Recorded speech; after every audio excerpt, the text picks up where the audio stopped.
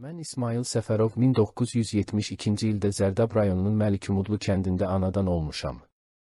Kənd orta məktəbində təhsil aldım, 2 il Sovet ordusunda xidmət etdim. 93-cü ildə Milli Orduya qatıldım və Qarabağa göndərildim. 708 saylı hərbi hissənin tərkibində düşmənə qarşı döyüşdüm.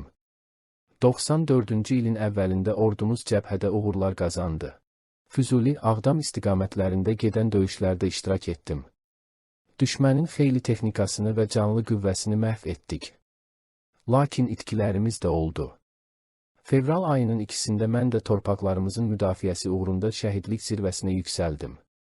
İndi ruhum Qarabağ torpaqlarında rahat gəzir. Qeyrətli Azərbaycan oğulları yurdumuzu düşmən işğalından azad edərək bizim də intiqamımızı aldılar.